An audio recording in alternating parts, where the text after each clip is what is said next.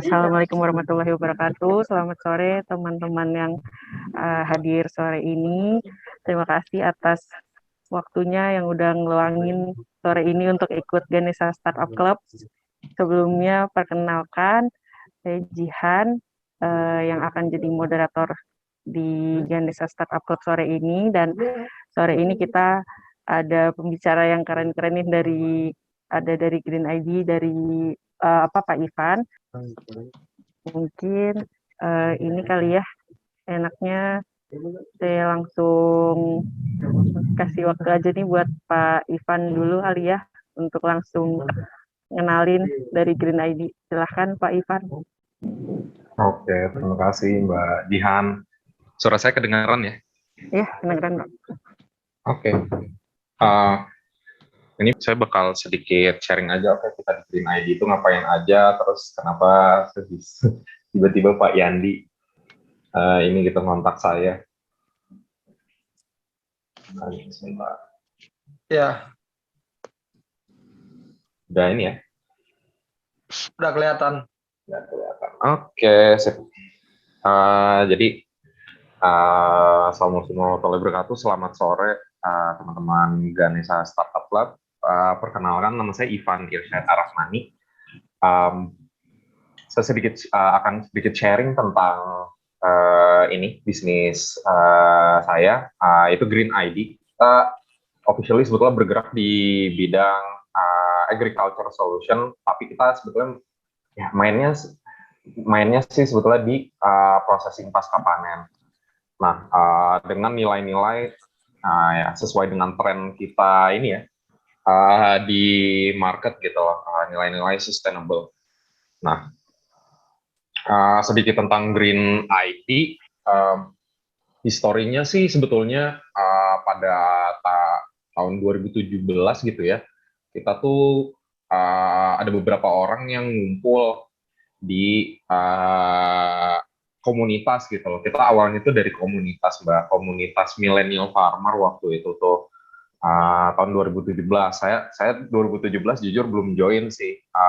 Waktu itu saya masih kuliah. Tapi ini para founder Green ID dulu ya, itu join di komunitas millennial farmer, dan dari sana inilah semacam di challenge sama senior dan coach kita. Ya udah, kalau ngumpul-ngumpul sebagai komunitas mah added value-nya cuma untuk diri sendiri dan komunitasnya aja. Sok bikin bisnis. Oke, ya udah, bisnisnya ya awal-awal emang berubah-berubah sih, karena emang kita belum terpapar sebetulnya terhadap dunia bisnis dan dunia startup, karena waktu itu banyak yang masih kuliah, ada sih yang baru lulus. Nah, itu awalnya ya. Dan karena kita berawal dari komunitas millennial farmer, itu tuh ya udah, kita langsung aja bikin perusahaan dengan fokus ke dunia agriculture gitu loh. Mulai identifikasi masalah, banyak sebetulnya masalah di industri agriculture di Indonesia gitu ya. Ini ada beberapa masalah lah, dan saya diajarin waktu itu sama coach saya itu, masalah itu sebetulnya bagus gitu. Kalau nggak ada masalah, lu nggak dapet duit gitu. Nah, dan alhamdulillah di Indonesia masih banyak masalah gitu. Nah, ini ada beberapa masalah di dunia pertanian gitu ya. Ya, terkait sosioekonomik status, terus terkait ini juga agregat impor bahan-bahan baku, itu bukan itu real ya, kita coba case study gitu, ngontak beberapa company-company yang memang ada sourcing bahan-bahan yang basisnya itu sebetulnya dari pertanian, ekstrak-ekstrak dan lain-lain, itu masih banyak banget yang impor ya. Kita coba cari tahu sebetulnya kenapa sih masih banyak impor. Oke, ternyata ada masalah di sini. Nah, itu yang kita coba fix. Nah, added value products dari lokal itu juga belum nonjol gitu. Dan di value chain-nya pertanian ini masih banyak banget inefisiensi, jadi losses atau barang-barang yang terbuang dari proses itu masih banyak banget gitu loh, dan itu yang beberapa masalah yang kita ini identifikasi dan juga akhirnya kita jadikan bisnis deh gitu, karena oke, ada masalah berarti ya butuh solusi. Nah, terkait sosioekonomik status itu memang dunia yang berbeda ya, tapi ya kita cicil dari bawah. Nah, ini nilai-nilai yang kita coba tonjolkan bukan hanya di hasil end product solusi, tapi juga di proses-proses kita di bisnis kita. Ini ada beberapa gitu loh, seperti sustainability, responsibility, kolaborasi, integration, dan innovation. Kenapa values ini menurut saya sendiri ya Kak, saya baru tahu tadi tuh, oke, ternyata ada topik lah. Intinya apa, ngobrol-ngobrol dan diskusi ini tuh sebelum ada topik. Topiknya, tapi kata Mbak Jihan sih, ya udah sharing-sharing aja tentang startupnya. Tapi saya juga mau nyinggung sedikit tentang topiknya, di mana advantages of being a specialist. Kalau saya bisa ini gitu ya, memilih. Sebetulnya kalau saya sebagai pribadi itu bukan seorang spesialis. Saya memposisikan diri di organisasi saya itu sebagai justru generalisnya. Dan saya bekerja dengan para spesialis, tim-tim saya yang lain gitu loh. Jadi intinya kalau di Green ID ini saya yang paling bodoh sih sebetulnya. Kalau soal benar-benar teknis eksekusi dan juga specialized knowledge-nya. Nah, cuman kalau menurut saya sih role saya lumayan penting gitu ya, untuk mengintegrasikan proses-proses yang dihasilkan dari expert ini gitu, dan untuk memfasilitasi kolaborasi lah antara expert-expert atau spesialis-spesialis. Dan itu salah satu value beberapa value yang kita anut di Green ID. Nah, untuk fokus kita sendiri di ini ya, di industri agriculture ada beberapa, dan ini berhubungan sama unit bisnis dan juga revenue stream yang ada di perusahaan kita. Nomor satu agroindustri, jadi kita emang main di post harvest processing, terus consumer goods, R&D, produksi. Jadi misalkan ada perusahaan atau ada UMKM yang butuh partner buat R&D produk, terus buat production, sertifikasi produk, mau itu PIRT, BPOM, halal, yang lain gitu ya, GMP, HACCP, itu bisa kita dampingi, dan kita biasanya menjadi partner. Mereka mau outsource production, bisa ke kita gitu. Nah, kita juga main di agritech. Nah, ini sedikit berbeda dengan main fokus kita di agri-industri. Kalau yang agritech ini akhirnya kita bikin anak perusahaan lah ya, sekarang jatuhnya, atau unit bisnis khusus special purpose vehicle khusus untuk agri-teknologi. Nah, ini fokus di urban farming system. Kenapa? Karena dan ini pun baru kita bikin SPV-nya, mungkin dalam yang nggak nyampe setahun yang lalu lah. Kita tuh banyak ngeliat ini gedung-gedung kantoran atau perusahaan-perusahaan yang punya gedung, itu gedungnya sekarang nggak dipakai karena ya sekarang pada WFH gitu ya. Jadi banyak banget open space, banyak banget space yang nganggur, dan kita coba nih kerjasama untuk convert space tersebut menjadi productive space menggunakan urban farming system. Itu approach kita di agritech. Sebetulnya kita udah ada ongoing project sih dengan ini L Corps itu parent company Elzata. Nah, mereka ada gedung kosong tuh di Bandung, kantornya dulu dipakai produksi. Nah, mereka tuh udah sejak 2018 kalau nggak salah udah nggak produksi in-house lagi, outsource production-nya ke third party, dan akhirnya banyak space lah gitu. Intinya pabrik mereka gitu ya, atau production space mereka kita, dan juga lahan parkir yang luas waktu itu kan, terus rooftop yang nggak dipakai, terus office space. Nah, kita pergunakan office space-nya untuk kebutuhan berbudaya. Nah, nomor 3, agri education ini sebetulnya ini marketing channel kita. Gitu. Salah satu marketing channel kita itu adalah melalui edukasi. Itu yang paling simple gitu. Kalau kita jualan produk, atau jualan jasa gitu kan.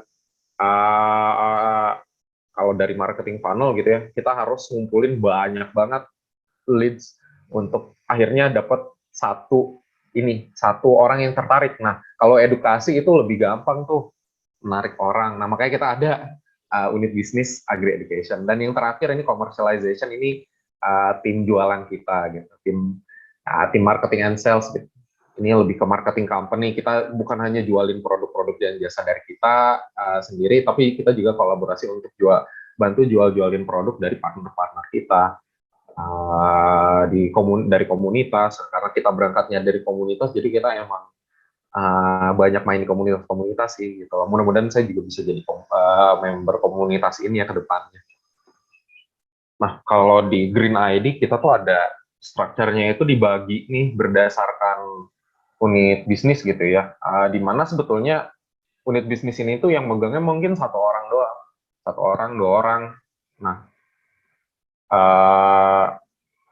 ini saya ambil contoh, saya nyontoh salah satu coach saya, Pak Rudi Maulana itu, gimana dia ngebangun perusahaan di mana bisnisnya itu dihandle unit bisnis bikin PT baru cuman 2 orang doang, dihandle sama 2 orang doang gitu loh. Gimana caranya? Ada support system yang emang ngebantu unit bisnisnya. Apa sih kalau ngebangun bisnis itu yang saya pelajari banyak banget kebutuhannya, mulai dari HR, marketing, sales, terus production, operations, management, general affairs, finance gitu kan. Nah, kalau kita hiring tiap mau bikin unit bisnis baru, nge-hiring satu orang khusus nge-handle itu, nah itu bakal mahal dan nggak efisien aja. Jadi untuk contohnya misalkan Green Academy gitu loh, itu tuh kita joint venture aja. Jadi ada satu orang doang yang handle aktivitas Green Academy, yaitu training dan sisanya ya fungsi finance, terus misalkan perlu nyari trainer dan lain-lain itu di outsource ke ya Green ID-nya gitu loh, fungsi-fungsi support Green ID, marketingnya pun di outsource saya ke Green Goods gitu, bagian marketing and sales kita. Sama untuk Green Technologies juga gitu, marketingnya kita di handle sama Green Goods sendiri. Jadi semua fungsi di dalam Green ID itu menghasilkan duit, nggak ada fungsi support sebetulnya. Walaupun fungsi support kita bisa menduitkannya lah, intinya kayak gitu. Kita coba dengan struktur kayak gitu, dan ini udah running sekitar setahun. Kita baru restructuring di awal 2021 kayak gitu. Jadi ada 4, ini ada sub business unit, brand-brand di bawahnya gitu. Terus kita banyak joint venture, kolaborasi juga. Ini sedikit aja sedikit tentang produk-produk apa sebetulnya yang kita produksi. Di sini tuh ada extract powder dari buah-buahan tropis, terus kita juga ada powder-powder dari kulit buah, biji-biji buah gitu loh. Itu tuh kalau sekarang ini jualnya ke perusahaan skincare, cosmetics. Dari sini juga bisa buat makanan dan minuman, obat tradisional seperti itu.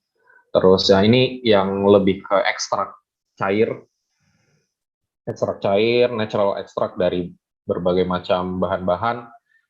Untuk sekarang sih ini kita belum ada marketnya karena memang ini masih in development sih sejujurnya.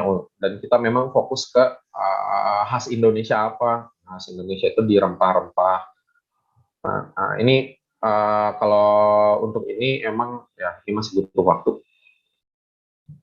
Untuk consumer product, nah ini intermediary product itu membutuhkan waktu untuk ini gitu ya, mengenerate stable income. Gimana cara strategi kita di Green ID itu untuk nge-generate income cepatnya atau short term income-nya itu melalui consumer product sama ini apa kok kayak co-branding seperti itu. Ini beberapa produk-produk yang sekarang kita jual juga. Enak nih buat buka puasa, namanya titisan, ini herbal infusion, jadi teh herbal lah. Nah, ya benar, emang warna-warnanya emang warna-warni kayak gini, dan ini semua natural dari perpaduan ini aja, dari perpaduan bahan-bahan gitu loh. Ada yang pakai sela, telang, terus telang pakai lemon, jadi berubah warnanya.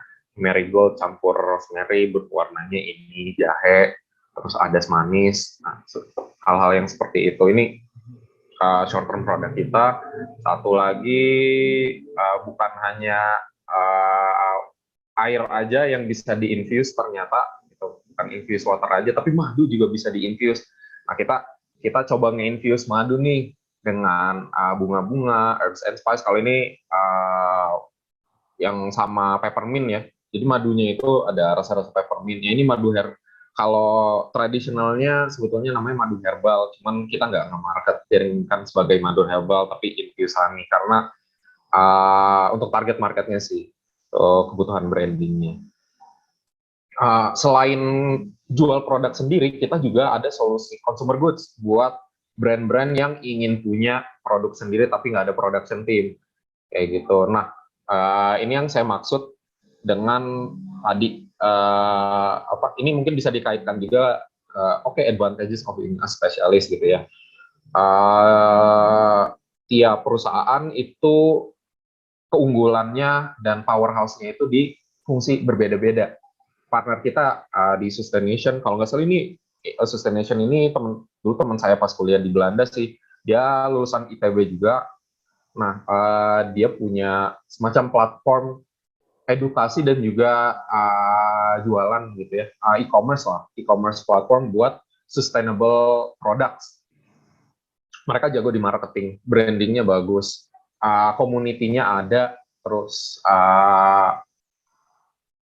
engagement-nya juga tinggi, kayak gitu. Oke, itu adalah keunggulan mereka, dan keunggulan kita di mana? Oke, kita memang tim spesialis untuk production R&D-nya. Oke, kita R&D kan, dan juga kita produce untuk mereka. Jadi kita sinergi dan kerjasama kolaborasinya itu seperti itu. Contohnya, ini hanya salah satu contoh. Ini baru kita rilis. Monggo dibeli juga kalau ada yang butuh table spice atau apa kayak gitu. Kita benar-benar strict quality control dan juga ininya production prosesnya gitu. Nah, ini slide yang saya selalu tampilin ketika presentasi tentang green gitu. Dulu namanya itu partnership, collaboration, sama networking, tapi saya ganti sedikit. Jadi bagaimana kita men-tackle dynamic market needs yang berubah-berubah terus gitu. Nggak bisa kalau sendiri. Saya udah coba, kita running gitu, coba nge-meet needs market yang berubah-berubah, terus consumer trends yang berubah-berubah. Akhirnya ya ujung-ujungnya pasti kita butuh kolaborasi dengan berbagai macam pihak gitu ya. Di sini Pak Yandi tadi yang ngajak saya ngabarin, Evan bisa ini nggak, bisa ngisi webinar nggak? Nah, dia dari Proxys nih. Proxys adalah salah satu perusahaan yang kita kerjasama, manajemen consultant gitu ya. Khususnya kalau Proxys untuk ini sih, coaching tim dan itu. Dan satu lagi, saya ini juga sangat berterima kasih dan sangat berjasa kepada coach-coach kita. Salah satunya Pak Rudi dari Proxys yang pernah ngisi acara ini juga. Menurut saya semua bisnis baru, apalagi bisnis-bisnis yang seperti saya gitu, yang inexperience, baru aja mulai, baru bikin, belum ada track record, belum ada experience, itu skema coaching ini penting banget. Dan sini saya stress bahwa coach ya bukan mentor.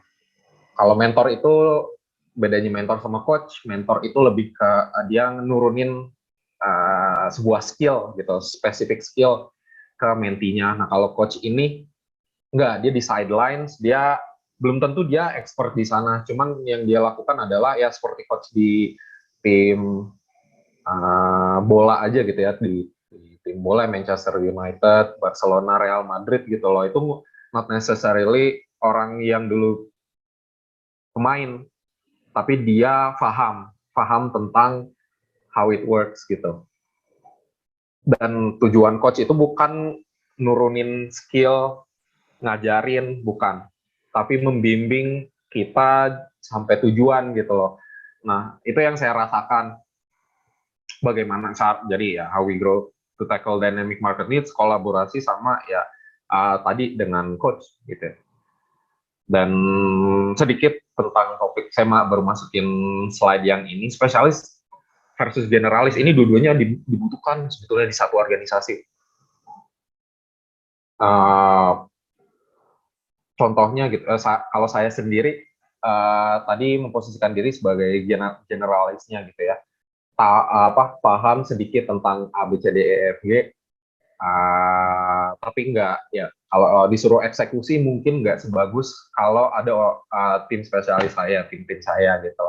Makanya kita bagi execution, yang benar-benar eksekusi itu para spesialis nih yang jago-jago, dan integration sama ya mungkin fungsi manajemen itu bisa dihandle sama generalis. Kadang-kadang kalau spesialis disuruh manajemen juga, kerjaan eksekusinya nanti berantakan gitu loh. Itu minimal itu di tim saya ya. Kalau saya minta tim R&D kita untuk nge-manage, bahkan nge-manage ini gitu, incoming project gitu ya, project management itu biasanya kerjaannya kurang maksimal lah.